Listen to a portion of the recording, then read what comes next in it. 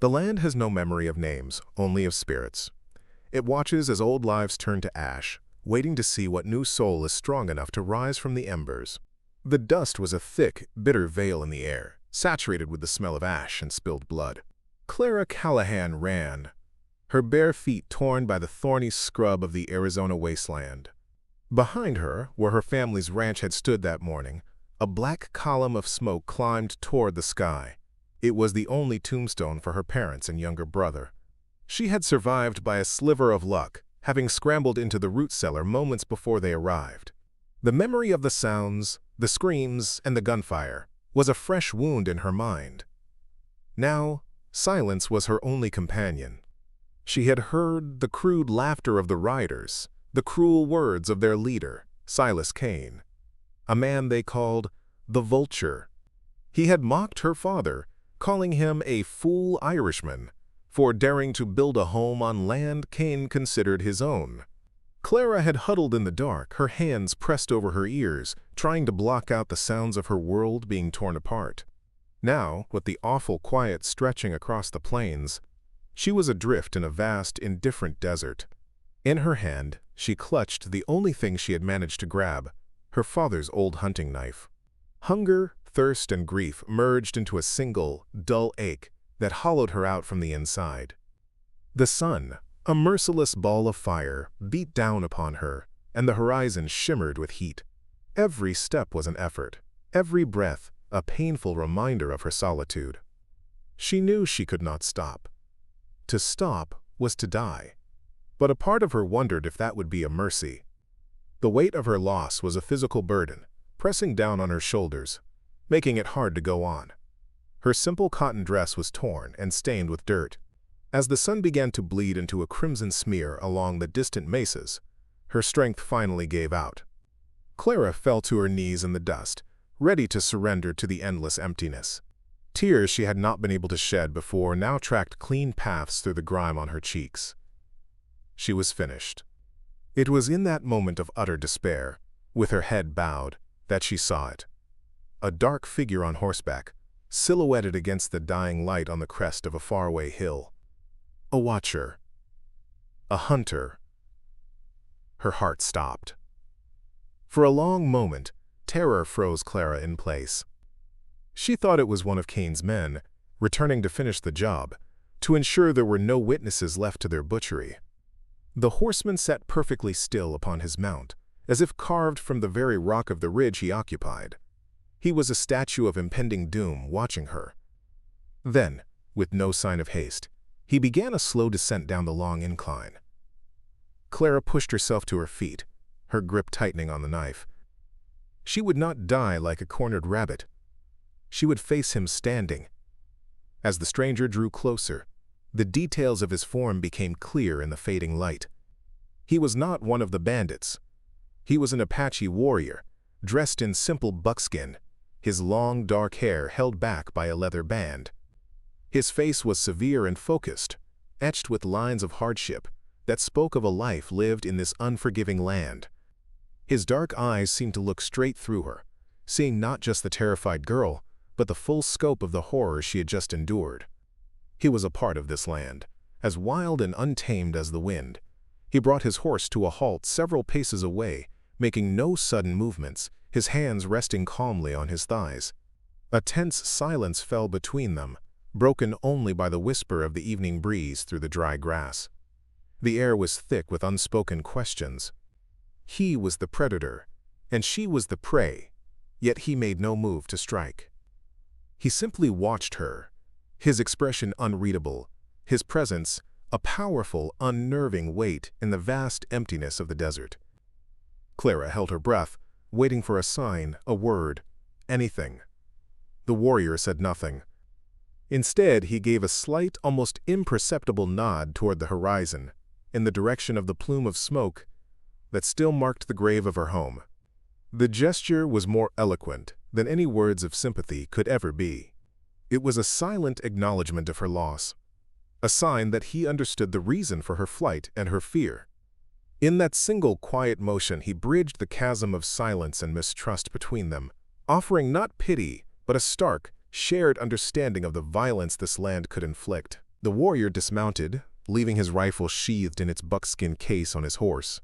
He moved toward her slowly, his palms open and visible to show he meant no harm. From a leather pouch at his belt, he produced a waterskin and a piece of dried meat. He placed them carefully on a flat rock on the ground between them, then stepped back, giving her space. It was an offering, a gesture of peace in a world that had shown her only violence.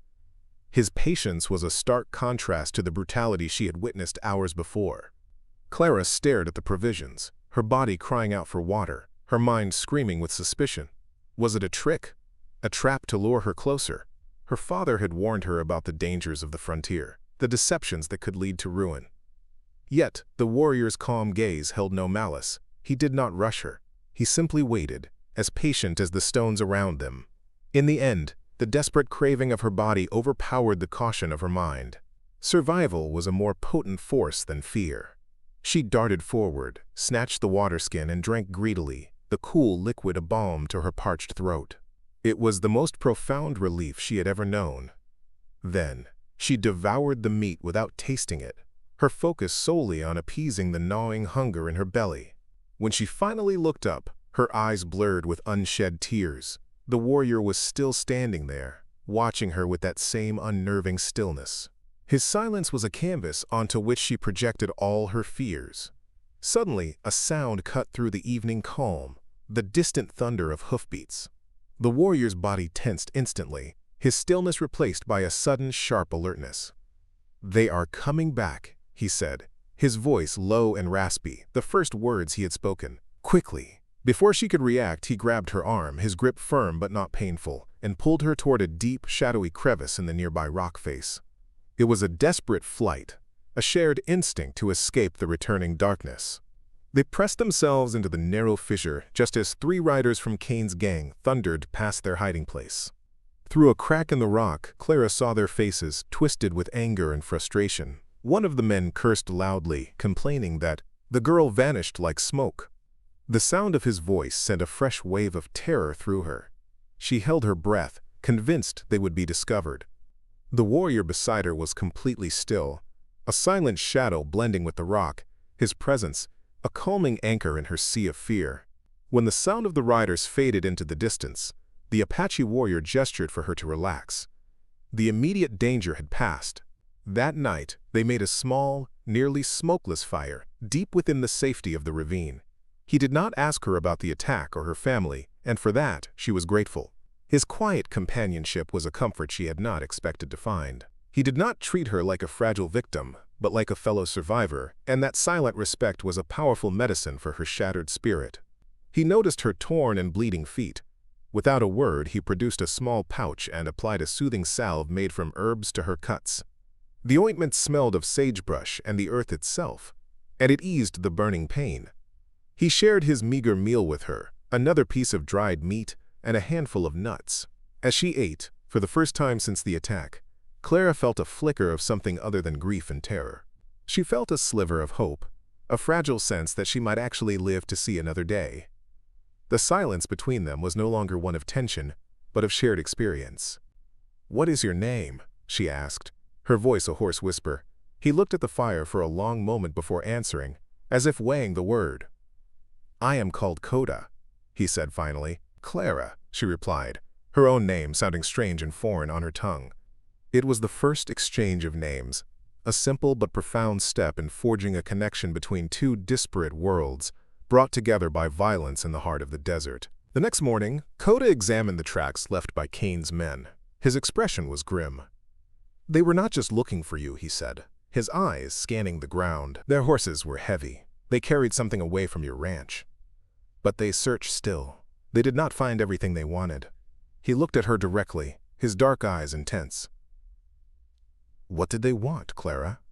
The question hung in the air, heavy with unspoken implications. It was clear this was more than just a random act of savagery. Clara's mind raced. She remembered her father's recent secrecy, the way he would study an old, rolled-up document late at night by the fire. He had spoken of justice for this land, of a debt that was owed. She reached into the small pocket of her dress, her fingers closing around the one thing she had left of him, a small, silver locket. It was heavy for its size. Driven by a sudden instinct, she pried it open. Inside there was no portrait of her mother, but a tiny, tightly folded piece of hide. With trembling fingers, she unfolded the small parcel. It was not a letter, but a crudely drawn map, its lines faded with age. It depicted a series of mountains and a winding river, with a strange, unfamiliar symbol marked in a hidden valley. The ink was faded, the hide worn soft from years of being folded and refolded. It was her father's secret, the reason her family was dead. The weight of this knowledge was crushing. This small piece of animal skin was a death warrant, and now it was in her hands. She showed the map to Koda. He took it gently, his eyes tracing the lines with a look of dawning recognition. He studied it for a long time, his brow furrowed in concentration. Then, he lifted his head and pointed toward the jagged peaks that broke the distant horizon. "I know this place," he said, his voice low and serious. "It is called the Valley of Whispering Spirits. It is a sacred place for my people, a land that was taken from us." Suddenly, the brutal attack on her family made a terrible kind of sense. The journey to the Apache encampment was a silent, dangerous trek. Koda led them on a difficult path through rocky canyons and arid mesas, carefully avoiding the open plains where they would be easily seen. He knew that Kane's men were still out there, hunting for the map and for her. Clara rode a horse Koda had managed to find, straying near a dry riverbed. Each mile was a test of her endurance, but she did not complain. A new kind of resolve was hardening within her, forged in grief and a dawning desire for justice. After 2 days of hard travel, they arrived at a canyon, its entrance cleverly hidden by a dense growth of mesquite and rockfall. Inside, sheltered from the wind and prying eyes, lay the Apache camp. The sight of the hide lodges and the small cooking fires brought a lump to Clara's throat. But her arrival, as a white girl brought in by one of their own, was met with immediate and palpable tension. Warriors emerged from the shadows, their faces hard with suspicion, their hands resting near their weapons. The women stared at her with a mixture of curiosity and open hostility.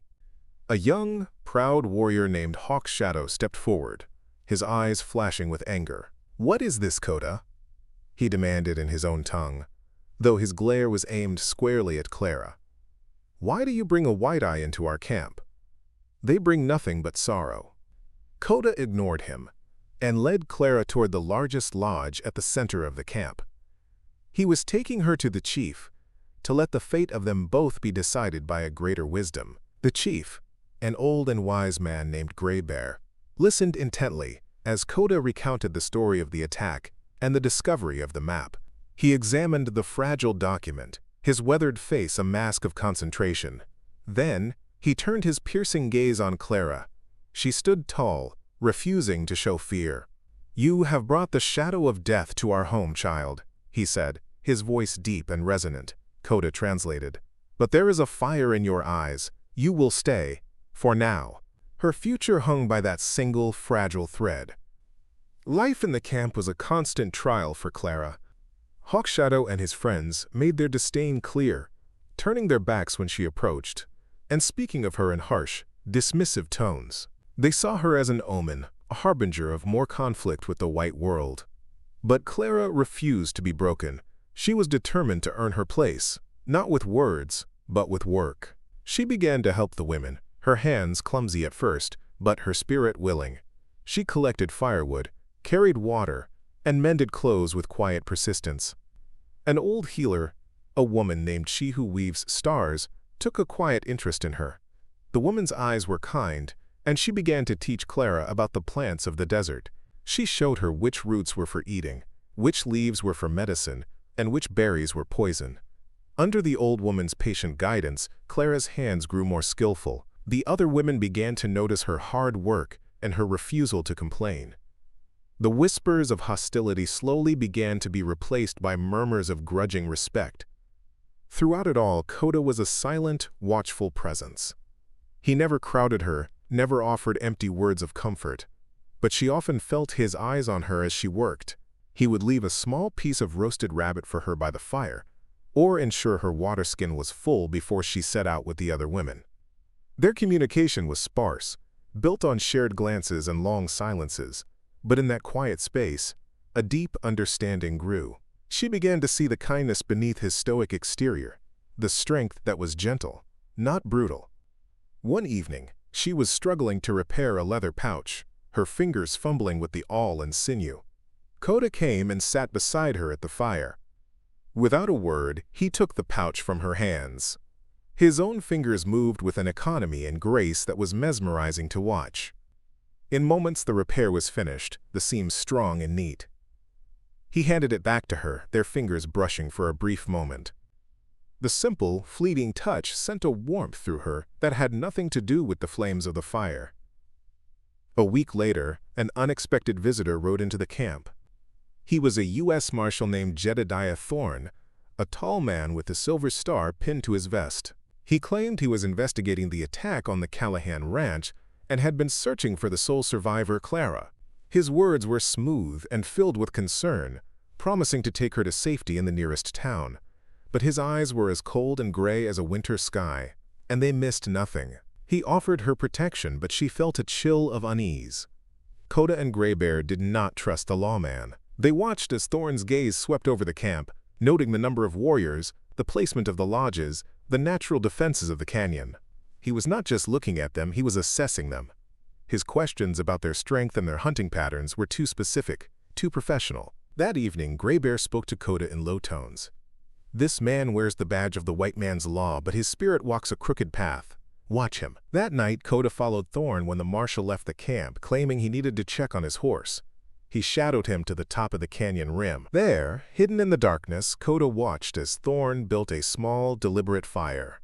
He covered and uncovered it with a blanket, sending a series of smoke signals into the night sky, a message to someone waiting in the distance. The betrayal was cold and absolute. The marshal was not a savior. He was a scout for the enemy. Kota slipped back into the camp like a phantom and went straight to the chief's lodge, where Clara had also been summoned. He told them what he had seen. "The marshal works for the vulture," Kota said, his voice tight with controlled fury as he looked at Clara. "He was not sent to save you. He was sent to find you, and the map. He has led them to us." A new kind of fear seized Clara, colder and sharper than before. This time, she feared not just for her own life, but for the lives of the people who had given her shelter. The attack came at dawn. Led by Marshal Thorne, Silas Kane's gang swarmed into the canyon, their rifles cracking in the early morning air. But the Apache were ready. They fought with a fierce, desperate courage, using the familiar terrain of their home as a weapon. Warriors fired arrows from behind boulders and led the attackers' horses into cleverly hidden ravines. Even Hawk Shadow, who had once scorned Clara, fought back-to-back with Kota, his animosity forgotten in the defense of their people. Hidden with the women and children in a shallow cave, Clara could not bear to sit idly by. She remembered the lessons from She Who Weaves Stars. Gathering a bundle of potent herbs, she crept to the edge of the cave and threw them onto a small fire. A thick, acrid smoke billowed out, choking the air and sending the bandits' horses into a panicked frenzy. It was a small act, but it created chaos, breaking the momentum of the attackers' charge and giving the warriors a crucial advantage. In the swirling confusion, Silas Kane himself spotted her and charged forward, his face a mask of rage. "Give me the map, girl!" he roared, his eyes wild. But before he could reach her, Kota was there, a silent force of nature blocking his path. Their confrontation was swift and brutal, a clash of knife and raw strength. While Kota engaged Kane, Marshal Thorne lunged for Clara from the side. Acting on pure instinct, she drove her father's hunting knife into his leg, making him cry out in pain and surprise. Thorne stumbled back, his leg giving way. Before he could recover, other warriors were upon him, disarming him and binding his hands. Kota, with a final, decisive move, ended his fight with Silas Kane. The vulture fell to the dust, his reign of terror over. The remaining bandits, seeing their leaders defeated, lost their nerve and fled, pursued by the vengeful cries of the Apache warriors. The brief, violent battle was over. The canyon fell silent once more, the air thick with the smell of gunpowder and victory. When the dust of the battle settled, Clara stood in the midst of the camp that was now her home. The cost of victory was high, Many warriors were wounded. She immediately went to help she who weaves stars, cleaning wounds and applying poultices, her hands no longer clumsy but steady and sure. She worked tirelessly, her grief for her own family now channeled into a fierce determination to care for this new one. She was no longer an outsider. She was a part of their survival, and they were a part of hers. Later, as the survivors gathered, Hawk Shadow approached her. He did not speak, but he met her gaze and gave a slow, deliberate nod of respect. Then, he stooped, picked up the knife she had dropped, and held it out to her. It was a peace offering, an acknowledgement of her courage. She took it from him, her heart swelling with an emotion she could not name. It was acceptance, it was belonging. In that moment, the final wall of mistrust between her and the tribe crumbled away. That evening, by the light of a great fire, Chief Greybear addressed his people. He then turned to Clara. Coda translated his words. "You came to us as a stranger carrying sorrow, but you fought for us with the heart of a warrior. The map your father died to protect will help us reclaim what is ours. You are free to go wherever you wish, but know that you will always have a home here." His words were not just a promise of shelter, but a declaration of kinship. She was one of them now. As the chief finished speaking, Coda moved to stand beside her. He reached out and took her hand, his fingers lacing through hers. It was a simple, solid gesture that spoke of a shared future. Clara looked from his strong, calm face, illuminated by the firelight, to the faces of the people around them. She had lost one family to fire and hatred, but from the ashes she had found another. She was not a lone survivor anymore. She was Clara Callahan of the Apache, and her future was here, in this wild canyon, with the man who had saved her.